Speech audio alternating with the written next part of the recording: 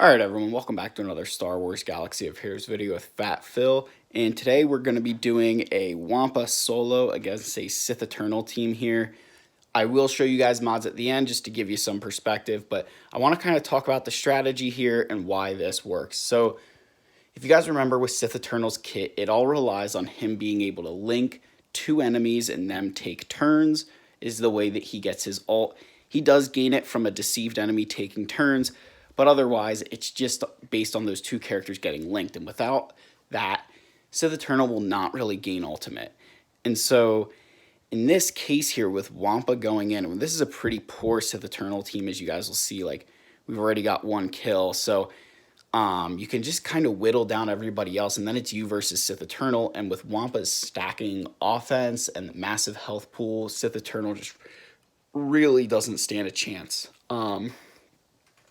So as far as like general strategy now with your Wampa, I just tried to keep protection up as much as I could and then killed the ads before I even worried about Sith Eternal, because you guys remember with Sith Eternal's kit that when a Sith ally dies, debuffs are dispelled, everyone recovers all their health and protection, so there's no point to target Sith Eternal until everybody else is dead. Then what I did for a little bit was just kind of played the dance of using the like Howling Rage ability, which ramps Wampa's offense, making sure we continue to keep our protection up, and then just basics where necessary.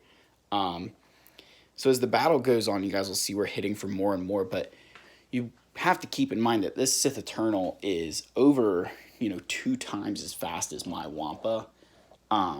Just with, the speed boost he gets from his lead, plus mods, and just being a galactic legend. That is the one thing in Wampa's kit for Grand Arena that I think, can be a factor, is that he is slow, right? And does rely on counters, which, if you guys remember with Sith Eternal's kit, Deceived, you can't counterattack. But fortunately here sometimes, like you'll see here, I get the counter because he's not using that Deceived. But really, this just kind of comes down to eventually ramping your offense up enough with Wampa that it doesn't matter.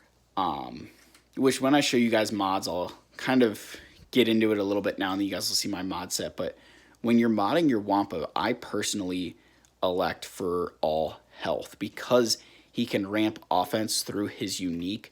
So he's not a character that, the offense he starts with is what he's going to have for the entire battle. It gets better and better, but he can't ramp his health. So if you can give him more starting health at the beginning of the match, that's just going to be better for you in the long run. So now you guys are seeing like where offense has ramped, like we're dealing more and more damage to Sith Eternal. We are whittling away at his health and protection pool.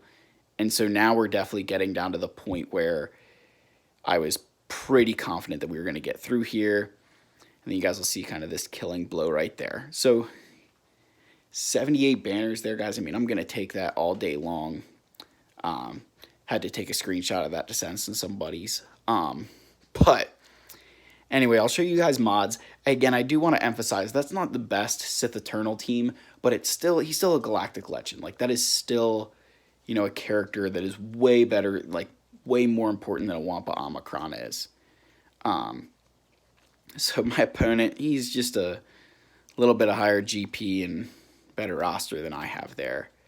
But not a ton of health and protection on that Sith Eternal.